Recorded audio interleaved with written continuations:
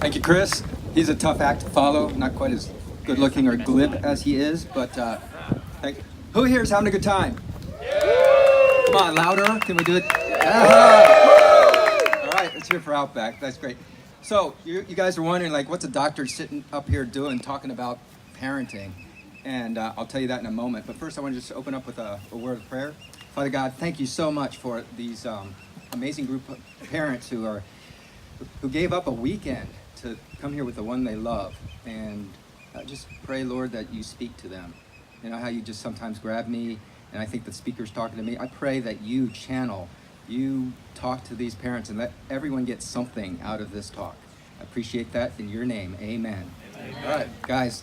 All right, so this is the journey of transition, and I would like to call it What I Wish I Knew About Kids Before I Had Kids, but it's too long of a title, so we'll stick with Journey of Transition. And so, all right, so here's my story. I mean, you're wondering, what am I doing? You know, you're a doctor, you're an Air Force guy, what are you doing talking about parenting? And the answer is, I couldn't imagine myself doing this 20 years ago, 22, 23 years ago. My wife and I, we had 2 kids, they were 2 and 3, and she started going to parenting. How many of you have gone to parenting classes before? Raise your hand. Okay, now, how many here think parenting classes are dumb? Like, who thinks, like, why should we go to parenting class? It's like completely something we should know about innately. You know, turtles are born knowing how to parent. Why can't we? Raise your hand. Come on, be honest, somebody. There you go. Thank you for being honest. I was that guy. I did not want to go to parenting class. Celeste started taking parenting class. She's like, honey, we got to go. We got to go to this thing. I'm like, no, my parents didn't go to parenting class. I turned out okay. You don't have to laugh. You don't have to laugh, okay? So I said, no, I'm not going to parenting class. I'm the man of this house. I'm putting my foot down. I'm not going to parenting class, okay? So there I am the next day. We're driving to parenting class. And, all right, so it didn't quite work out that way. We had to talk about it. We used our words, and we figured it out. And we figured out that I need to go to parenting class, I guess. So I figured I will go to parenting class, and I will sit in the back, and I'll take it in, and then they always do this role play, because we're going to do some role play. It's fun stuff, but we're going to do some role playing, and then I'm going to get up, and I'm going to be that bad kid that they're going to say, sit down, shut up, spank me, and then we're done. And that means you don't need parenting class, because anybody can do that, right? Right, okay. So I go to this class, sitting in the back, and the lady's she makes sense. You know, she taught some stuff that made a lot of sense. And so, okay, I got it. But we got to the part where I was waiting for her. Like, I was ready to pounce on her. I was gonna go Tasmanian devil on her. And I said, okay. And it was one of those, you'll hear us do it a little later, but it was one of those things where it was a yes, no, back and forth. And then I just figured she'd just give up and whack me. And next thing you know, I was on the floor. I was like, yes, ma'am, no, ma'am. I was like, whoa, how did that happen? How did that happen? It was like a Jedi mind trick. It was like, one of those kung fu movies where everybody's on the ground and you're like, the guy sitting there just, hi guys, So I wanted to learn that.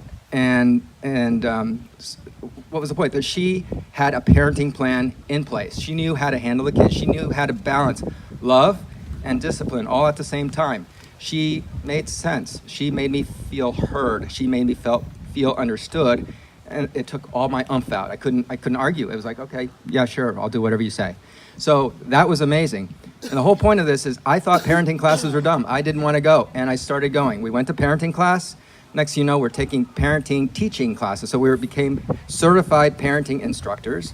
And after that, we started teaching at the church, and we got a lot of people through, and it was just this amazing thing. But it was all secular parenting stuff that we'd learned. And then we ran into this. This is Journey of Transition. We went to the ranch late in life, right?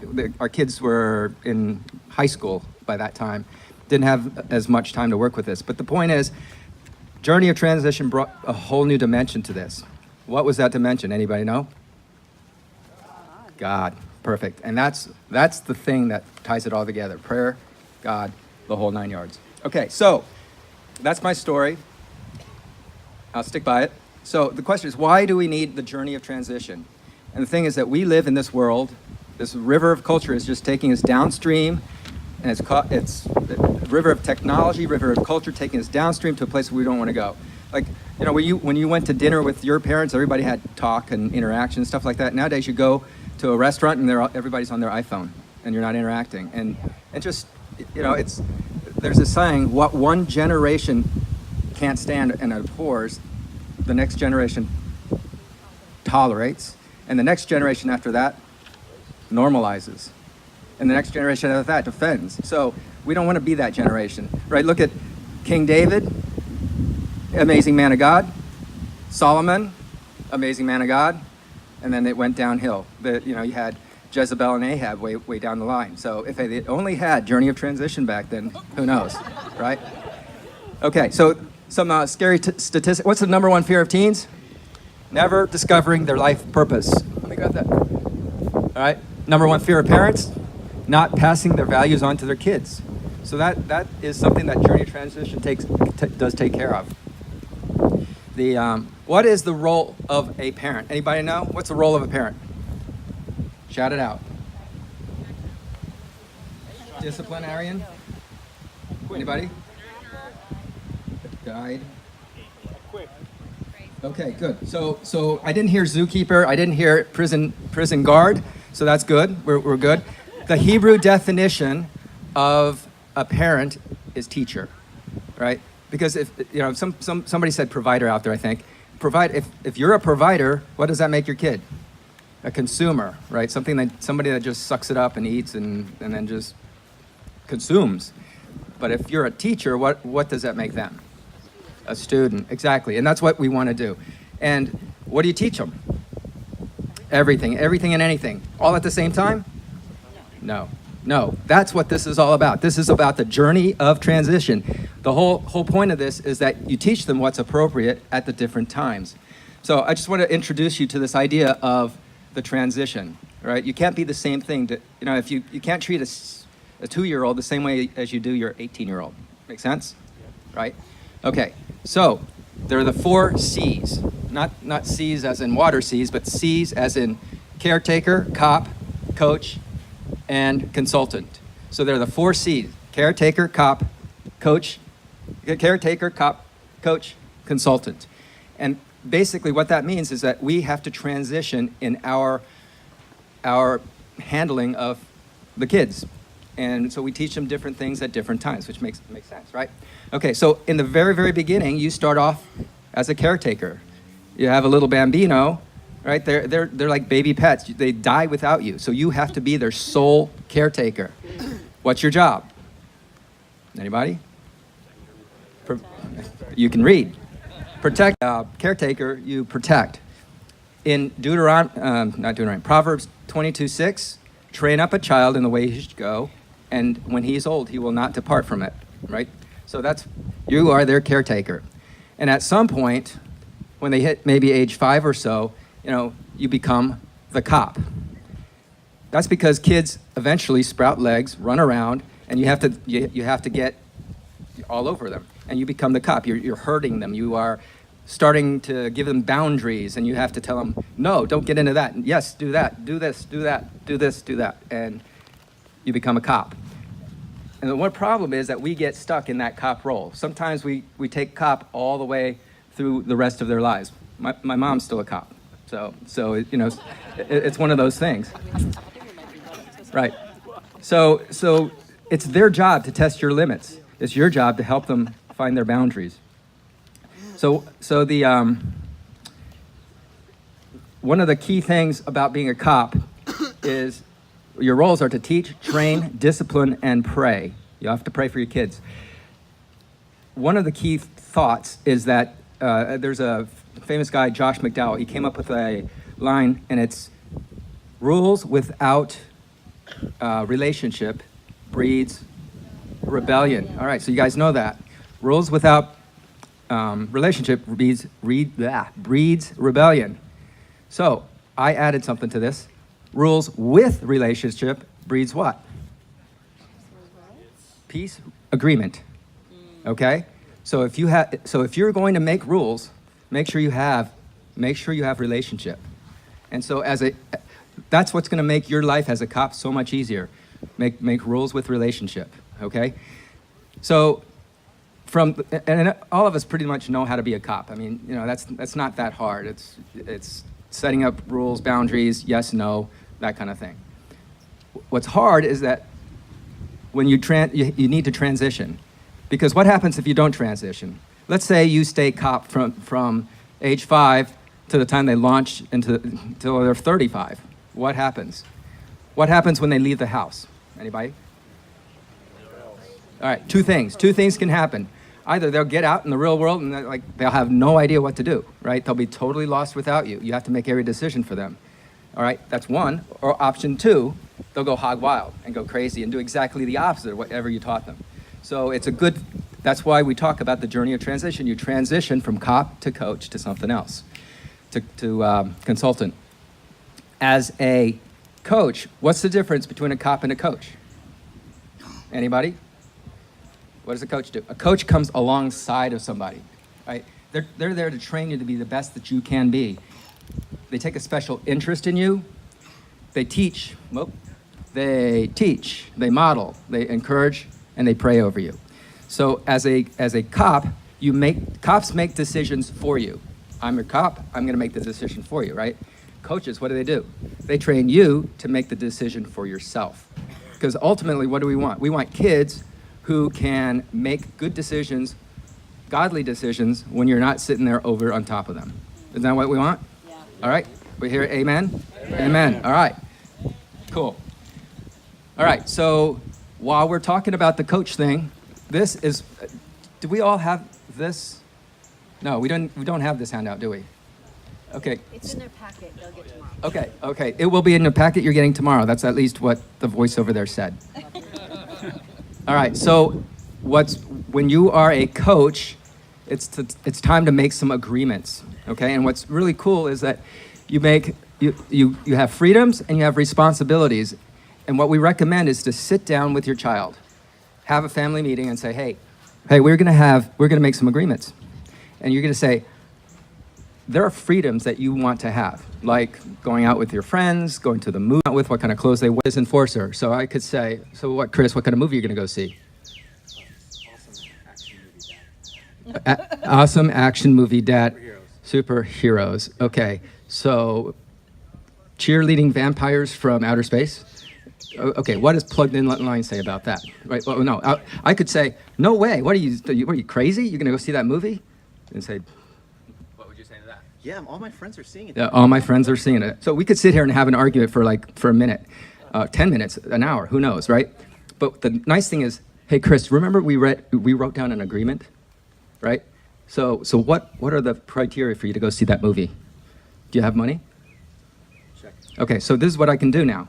I don't have to be across from him. I can come over here. It's like, hey, Chris, I'd love for you to go see that movie, man. What did we say on our agreements? What do you think? Did you check in Plugged In Online? I checked. Yeah? What did they say? Yeah? Okay. Do you still want to go see that movie? Yes and no. Would you take Jesus there? I would not. Okay. All right. What do you think? All right. So now we're no longer enemies. Right. That piece of paper, that little agreement there, is now the bad guy. Mm-hmm. Right? And he said, no, I'm still on your side. So you get to step across that line and be your friend. Like that? Yeah. Thank you, sir. Sounds reasonable. Thanks. Okay. All right. So that's what agreements do. And rules without relationship reads what? Rebellion. Rules with agreement. What does that give you? Yeah. Rules with agreement gives you agreement. Oops. All right. Relationship. There you go. Okay. All right. So we just talked about that. Personal story. Here's a story. My daughter had this little phase. She wanted to check out other religions. And I'm like, oh my gosh, right? So in my cop days, I would have said, no way, we're not. We go to Christ Fellowship, and that's the end of that, right? But unfortunately, I had already gone to JH Ranch, and now it's like, oh shoot, how do I do this? Okay, well, how about this? Let me come alongside you, be your coach. I don't say that out loud, I'm thinking that. I said, okay, tell you what, you and I will go check it out together. We'll go check it out together. because if it's cool, maybe I'll learn something, and if it's not, maybe we'll both learn something, okay? And so we went to this church, we went to this Unitarian church, and we sat through this service, and I mean, I don't know if any of you go to a Unitarian church, but we didn't get anything out of it. And in fact, after the service, we sat down with the pastor, we ate lunch with them, and they had nothing of substance to say. And basically, my daughter walked out saying, that was a waste of time. I was like, wow, you know? So that was really cool.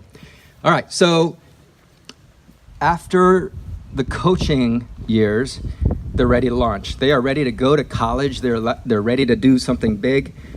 Can you still be their coach? Well, okay, so what's the difference between a coach and a consultant?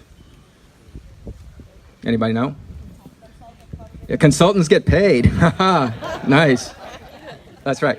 So when you walk onto your JV basketball team, you are assigned a coach. Hey, here's Coach Scott. You're stuck with Scott's like, yeah, you're stuck with me, dude. Right? You're stuck with the coach. But when you have a consultant, guess what? You get to hire and fire that consultant. So something has to be different, right? You have to be a really good consultant to get hired, and your advice needs to be worth something for them to even buy into it, right? So, yeah, that's right. So the answer is that the coaches are assigned. You don't have a choice, and you have to be invited. You have to be also flexible. You have to be flexible because if they don't take your advice, what can you do, right? So you have to be able to say, okay, you know, that was my advice. A couple things about that is, you know, it transitions you from now you have to knock on the door and be allowed in instead of just barging in. Instead of saying, let me tell you what, boy, you have to say, you know, may I give you some information? And in fact, that's a useful thing to say. It's very non-threatening. Can I just give you some information on that? All right, so those are good words to say. All right, now you'll notice that there are some umbrellas up there. It's not real confusing. The umbrellas are pretty simple, straightforward. When a baby is born, they don't know a thing, right? You are their sole caretaker. They know nothing but you. You are their sole umbrella of authority. But your job is to transition them as they grow older to start understanding who God is and that He actually has ultimate authority. And as you transition from a young 12-year-old to a 14-year-old, 16-year-old, it transitions to the point where God, when they're ready to launch, they're their ultimate authority. So that's just the ultimate authority of umbrella thing, okay? So the pictorial is really nice. It shows you that in the very beginning, as a caretaker, you were in the little nice beach, nice little waiting area. There's no sharks, nothing, and they're playing and everything's happy. And then in the cop years, they start venturing out. And then they get into adolescence, and it gets a little rocky until you finally launch them into the sea of independence. So that's just a nice pictorial of how that works. You guys good with that? Yeah. Excellent. Okay, so now let's talk about some miscellaneous things. Pray, as they are always needing intercession. Without prayer, it doesn't work. So prayer is very, very important. Finances. Let's talk a little bit about finances. So sometimes the whole concept of allowances are a little bit controversial, but surveys and studies show that allowances are really helpful. Kids who have allowances and who know how to manage money do much better in life, right? So instead of waiting till they're college, like, good luck, here you go, give them an allowance. And not just give them an allowance, teach them how to use this money. So you teach them 3 buckets. Here's your allowance. It goes in 3 buckets. There's the spending bucket. Well, you don't do that first. You do that last. So there is the savings bucket. There is the tithing bucket, right? The giving bucket, the savings bucket, and the expense bucket, right? Because if you just give them money, guess what? Whew, goes out and it's expense. So you teach them the value of tithing, giving, savings, and expenses. And feel free to first teach them how to do that, but let them make their own mistakes. If they screw up, it's okay, because it's much better to learn it now than down the line. So don't rescue them. If you wanted to go to the movies and you didn't have enough money, don't just go, here you go. It's like, well, did you, you're on the same side now. Hey, do you have money for this? No? Kind of stinks, right? What are you gonna do different? What are you gonna do? How are you gonna get that money? And so it's a great teaching tool. Do not confuse allowances with payment for chores. Chores should be done out of love for the family. This is like part of being in the family. Whereas allowances are here, it's a tool to teach you how to manage money. All right, so don't deprive your children of the joy of helping out in the family by paying them for their chores. And just make that very clear in your family meeting and your agreements about that. Okay? Good. Everybody with me still? Anybody falling asleep? Are you good? All right, cool. All right. Next phase. Communication. On your surveys, a lot of people talked about communication, so we want to hammer that a little hard here. There are a couple of things in communication that we should do and shouldn't do.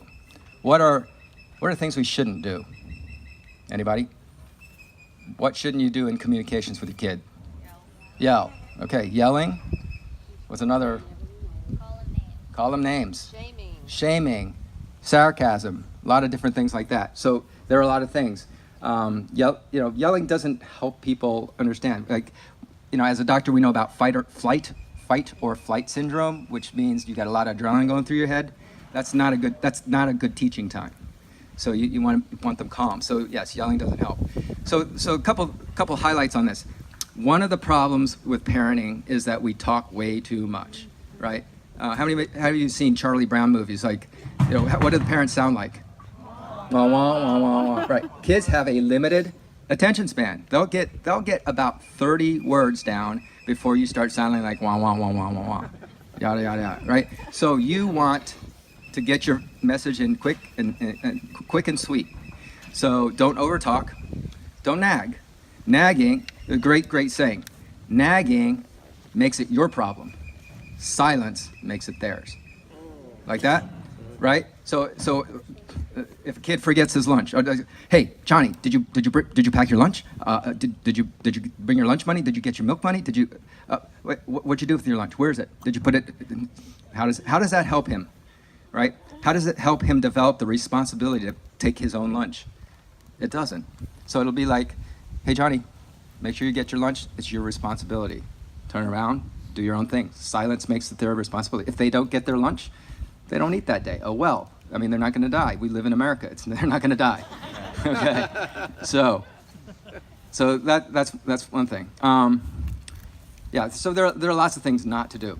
What I want to really talk about are three things that communication could be an entire lecture. We could take hours on that. But three highlights of communication that I want to talk about are offensive speaking, defensive speaking, and affirmation. So offensive speaking would be like, we'll talk about mirroring, active listening, and I statements, and we're gonna talk about those things. So let's just start with that. But in order to go through that, I'm going to ask my lovely assistant Celeste to come up. In the military, I am. We learn about offense and defense, and so there are times when you're going to have to tell your kid to do something. That would be offense, and there are times when they tell you something, and you have to be on defense, or you're on the receiving end of a command. So a command would be more offensive, and receiving the command would be more defensive, right? But what you don't want to do is be offensively offensive, right? Because you can't come to the table and have agreement when you're offensively offensive. So we do something called I statements instead versus you statements. The whole idea is that a you statement is accusatory. You do this, you do that. You never take out the trash. You never clean up after yourself. You. What would be better than that? Use an I statement, right? So it's like, I feel like I need some help around the house or something like that. So Celeste and I are going to do some you statements and I statements. Go dear. You want to demonstrate? Yes, go ahead. Demonstrate some I statements, would you? Okay. All right. Okay. I need a volunteer. Pick Somebody in the front. Pick somebody. Here. Okay. Man over there. Come on up. All right. No, you don't have to come up. You can sit there. That's okay. Oh, okay. Yeah, that's fine. You can come up. All right. That's good. That's good too. Okay. All right. I need someone with thick skin because I'm going to do it wrong first. Are you okay with that? I'm okay with You're all right. Okay. All right. Okay. I'm going to say something to you, and you're going to tell me how you feel like responding to that. Mm-hmm. Okay. All right. Oh, that's good. All right. You never help around the house. What's it Am I make you want? supposed to say what, Well, yeah. how I What want do to you- respond in Yeah, front of all the yeah. people? How's it make you want to? Pretend they're not there. No, no, no. Oh, okay. No. Your instantaneous response. You never help around the house. You're just accusing me. You don't I am understand. accusing you. You're making this up. It's not real. Okay, so he wants to defend himself. You're right. Okay, all right, yep. Okay, all right, I'm gonna try it again. Okay, so think in your mind, like, how I could say this differently. Sometimes I really need to pray about this kind of stuff. Okay, all right, you ready? Sometimes I feel really overwhelmed with all the housework around here. Completely different. That makes me want to see what I can do to help. Makes you want to help. Yes. Yes. Absolutely. Okay, good, excellent, all right. Right. So the debrief there, isn't that amazing? Like this is what I was talking about, the Jedi mind tricks, because right? Those aren't the droids you want. Right? So the point is that, yeah, a you statement is accusatory, and all you want to do is fight back, right? And you're never going to come to the table if you're fighting. You got adrenaline going and stuff like that. But so you starts a fight. I statements, I feel this when that. Totally changes the situation, and all of a sudden he was disarmed, and he's like, "Oh, sure, I'll help out. What can I do?" Right? Okay. All right, come on up.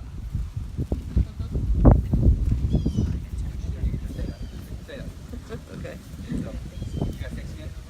That's okay, go ahead. You never listen to me. Come on, you never listen. Of course I do. All right, that's not gonna get us very far. Okay, all right, and we're gonna try again. Of course I do. Go back. Keep going. Oh, wait, we can go on. Fight. Okay. Fight. I told you 100 times and you still haven't done it. See, I'm telling you, you never listen to me. I am listening. You are not listening, or You're you would just have being done it. mean. I'm being mean. Okay. All right. Okay. Clear the slate. Clear the slate. We're gonna do this again. Okay. Are you ready? All right. Think a little bit. What would be a good way to handle this? I really need to know that you understand my position on this. Maybe we can talk about it so I can understand. Whoa. Okay. That was definitely a good reaction. Okay. You're ready to engage now, aren't you? See how she came to the table? It's like, isn't this like judo? I mean, it's kind of like, I just, you love that stuff. It's, and the thing is, this isn't just for your kids. This is for anybody you deal with, your parents, your spouse, anybody. It's just good communication skills, and it's just something amazing to learn. In fact, there are classes on this. I don't know right at this moment who or where. I gave you guys some handouts, and there's some references on there. There's some books on this, how to talk so children listen, and how to listen so children talk. It's on there. Redirecting children's behavior. Lots of resources. So that was communication. That was offensively unoffensive. Would you say? Yes. Okay. All right. So now, flip that around. Let's say somebody's doing that to you. Somebody's being offensively offensive to you. What do? Right? So if I came up at her and said, "You never listen to me," do it wrong. We'll do it wrong. Yeah, right? I'm listening right now. No, I you know what? I've told you 100 times. I listen all the time. No, You're the one who I doesn't told listen. you. Look, right? Are we getting anywhere? No. All right. Okay. So now I haven't had training, so I'm gonna go at her again. She's gonna do the judo again. Ready, set, go. No, I get to do the judo. Go ahead. You never listen to me. You just keep telling. I mean, you just sit there, and I keep telling you, and you just don't listen. It sounds like I need to be quiet and listen right now. Yeah. Right? Do you see how that worked? Okay, of course that's not easy. It's not easy. It takes practice. Right. Your natural reaction is to shout back and fight and whatever. But she just totally disarmed me. How did she do that? She made me feel understood. And that's your job. Because before you can have agreement, the other person has to feel understood. Right? You will not talk about anything until... because if I don't feel understood, I'm going to talk louder till she understands it. And if she doesn't understand, I'm going to talk even louder. So now we have an understanding. Or she opened the door for understanding. And how do you do that? You use words like sounds like. Sounds like you're telling me this. What I think you, or another word would be, what I think you're trying to tell me is. Or what I think I hear, I think what I'm hearing is, blah, blah, blah. So we call it mirroring or active listening. And what you're doing is you're literally regurgitating what the other person said, but in a processed form, right? So I'm telling her what she just told me in a way that lets her know that I got it. And that's so key, so key. So that's called active listening. What's the other one you want to do? Okay. All right. You never help out around the house. No. You just never go. Bad. Bad. You want to do bad? Yeah, we gotta do it bad. Yeah, but I do. No, I just spent all yesterday doing the laundry, and what did you do? You were scuba diving, I was I know. scuba diving. Yeah, but I have the right to scuba dive. Oh, right, Okay, right. yeah, because I work hard. He works really hard. Right. But you never help out around the house. You sound really frustrated with me right now. Yeah, I am. It sounds like you'd like me to pitch in a little more around the house. Yeah. Yeah. Right? So she totally disarmed me. I'm like, I was ready to fight, and she's like, no. Now I'm like, okay, yes, ma'am, what do I do next? Right? Judo moves. Judo moves. Okay. All right, so you understand active listening being, and you also understand I statements, right? Offensively unoffensive and defensively unoffensive. Got it? Got it. All right. This is something you got to practice at home. I mean, we gave you a few examples on your worksheet. Read through that and go back and forth and practice them because it will change. It changes your life. And I say that I teach this stuff, and sometimes I get stuck like falling into the bad old ruts. And she'll say, "Use your I statements." Use your I statements. Okay. But you know what? When he takes the time to actually do that, and even though I know he's working hard to say the right words, it sounds like it just so touches me that he's really, really trying to hear and understand. Yeah. Okay. Good. I'm going to talk to you about affirmation. How's our time? Very good. Okay. Talk to you about affirmation. Affirmation is so important, especially for children when they feel real small. Affirmation. We teach 10 affirmations to 1 criticism. That sounds like a lot, but 10 affirmations to 1 criticism. And I'll give you a personal example. My son and I, realize that, I went to parenting class. We went to parenting instructor classes. I teach parenting class. I think I'm going to be the best dad in the world. My kid is going to gymnastics, and he's on the competition team, and we are doing 6 hours a week. And I'm a busy guy, so, to take off 6 hours a week, that's a big deal for me. So I'm like, I'm the best dad in the world. I'm out there jumping on the trampoline, doing backflips and stuff like that, and I'm hanging out with my kid because this is just so important. And so, we do this day in, day out for years, and we have a 20-minute drive to and fro, and I thought we were having a great time. One day I get back home, and I'm in my room, and Celeste comes to me and is like, okay, so if you're having such a great time, why is Alec in the bathroom crying? I was like, what? What are you talking about? Yeah, he's crying. And sure enough, he's crying. And then, this happened a couple times because, I didn't address it right away. And I was like, oh my goodness. And why? Because me thinking being a good dad, I'm in gymnastics saying, hey, dude, whenever you tuck tighter. Hey, when you're doing your L seat, point your toes, make sure they're out like that. Your iron cross, oh, straight, yeah, make that right angle, go, yeah. You just messed that up. And he was feeling this big. And so it was not a good thing for me to be going to gymnastics with him. So I had to do a 180 turnaround. I mean, I'm totally embarrassed because I teach this stuff, and I've got this crying kid, and he's feeling small, and I'm this terrible dad. So I had to turn it around. I had to go, and I had to learn how to. I teach this to other people, but I couldn't do it myself right. I had to relearn how to affirm him without sounding stupid, like, oh, at least you didn't fall and break your head, or oops, and you started out with stupid things like that. But eventually it's like, hey, I noticed, you use the words, I noticed that you pointed your toes. I noticed your tuck was really tight there. Man, that was a 9.8 landing. You stuck that landing. Your iron cross, nice and perpendicular, and 10 affirmations to 1 criticism. And totally changed our life. Totally changed. So this kid he'll call me and tell me intimate details about his girlfriend or whatever, and he's graduated college. He's out in the real world. How many kids call back a couple times a week?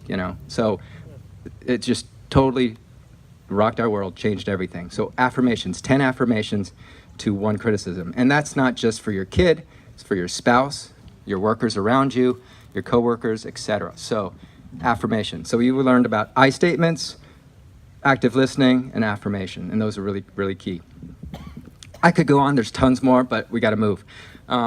So we talked about communication. What about non-communication? What happens when your child just stops talking to you? All right. Could be that they're just a teenager and they lost their vocal cord somewhere, but usually that's not the case. So if your child is not talking to you, you got to think, something's up. Something might be going on. And so you have to break down and just sit down, look each other in the eye and say, hey, have I done something to offend you? And be ready for a response. And use your active listening, sounds like, right? Because you don't want to be defensive, like, Dad, you totally screwed up. What? I didn't screw up. So you listen. Don't be defensive. Other things are like, hey, son, if there's one thing you need to change about me, what would that be? All right, if there's one thing. And that's a good thing to just check on every so often. Check on that every so often. Sometimes kids need an apology. Sometimes they need more than that. And it's your job to figure that out. I might have a story for you right after this, but I got one more thing for Celeste to do. It's always fun. We need another volunteer, Chris Dyer. Someone who's having trouble with a kid. Oh, yeah, come on, that's fine. Is this one right here? All right, okay, I want you to stand over here. All right, that's good, right there, okay. All right, here's the scenario, real life story. Okay, you're my son Alec, freshman in high school, and I am coming to pick you up from school, and I am late. Again, okay? All right, so I'm gonna say some things to you, and if what I'm saying makes you think like you'd like to get in the car with me, then a step closer to me. If what I'm saying makes you think like you don't want to get in the car, then take a step that way. Okay? Gotcha. All right, here we go. All right. Yeah, if you feel more connected, right? Yeah, if you feel, connection, yeah, or if you're step feeling away. connected, right, Okay. yeah, if you're feeling more connected, that's good. Okay, so you don't have to say anything, you're just gonna step one way or the other, okay. All right, okay, here I come. Come on, get in the car. Get in the car, we're late. Would you get in the car? Your sister's gonna be late to dance class. Come on, we do not have time for this. Okay, this isn't working very well, is it? No. Okay, all right, stay right there. No, stay right there, stay right there. Okay, all right, I'm gonna try it again. All right, here I come.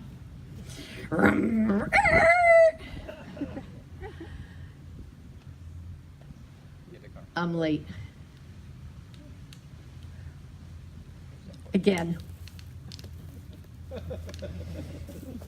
And I was late every day last week too, wasn't I? He's easy. My son wasn't this easy. And you're the only kid here, except for that kid over there. And it must be pretty embarrassing. I'm sorry. Something's got to change. Yeah. So what I'm going to do is, ooh, that was a good step. I'm going to schedule one less patient a day so that I can get here to pick you up on time. Let's go. Let's go! All right, thank you. Okay, and we're gonna go pick up Jenna and go get some dinner. All right, y'all see how this might work? So I learned that that little technique of have I ever done anything to offend you at JH and stuff like that. So I thought, wow, one more tool in my tool chest, and I was hanging out with Jenna, and yeah, I'm trying to debate whether I should even share this story, but I'm going to. I don't have permission, but here we go. So we're just hanging out, and things weren't going bad or anything. It was just kind of like that, and I just thought, okay, I'm going to use that. Hey, honey, have I ever done anything to really offend you? Like, are we good? What's going on? And she got real still. And then she looked at me. And she said, "You remember that time when, I was moody? And you told me that no one would ever marry me?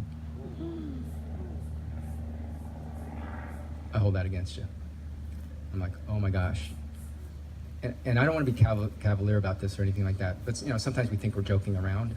It's like, she's truly moody, right? She was like hot on one thing, cold on another, hot on one thing, and I was like, you changing your mind so much, like, and in my, I guess you justify it in your mind. It's like, you're so moody, like who'd want to marry that or something? Like you think it might be funny, but it's not funny. It's not funny. Sarcasm has no place in your relationship. And and I was frustrated with her. I was like, if you keep doing that, no one's gonna want to marry you. And that's just such a wrong thing to say. And I'm putting it out there, like, if you ever say something like that, And here I am, parenting instructor, certified. Said something that dumb, right? Thank you. Thank you, She Tom. held that for years. And so, it was an amazing conversation afterwards. We talked about it. I had to apologize. I had to ask for forgiveness. Yeah. And it was just, it wasn't, I didn't abuse her, I didn't drop her off a building, but I said something that just devastated her, and then I had to reaffirm her that she was lovely and that somebody definitely would want part of this, right? Definitely you are marryable, and some guy's gonna be super lucky someday. And I had to say that with all sincerity, and I do. I believe that, but at that moment, you say stupid things. Words can kill. Words can really, really, really, really kill. So I just want to leave you with, our words are so important, So in review, we talked about the journey of transition, right? All these things that we have to do to go from caretaker, cop, coach to a consultant. There's a lot in there. There's a lot on your handout about all these things that we talked about, a little synopsis of this. There are parenting resources, books out there, DVDs to watch. J.H. Ranch puts out a series. It is called The Journey of Transition. There's 9 parts to it. I don't get a dime if you go buy it or not, but it is so worth watching. And it's not that expensive. I think it's under $50 or something like that. So go online. It's referenced in your handout out there. So go home, look your kid in the eye and say, nothing you can do will ever make me love you any more or make me love you any less. I love you so much that I want to have a relationship. If there's anything that I've done wrong, let me know. Sit down and have your family meeting and write out your agreements so that you can step across that scrimmage line and be on their side. Rules without relationships breeds Rebellion. rules with relationship. Agreement. Excellent. So you guys got it. I'll be happy to talk to you about any questions you might have, but I hope you guys all got something out of this. All right?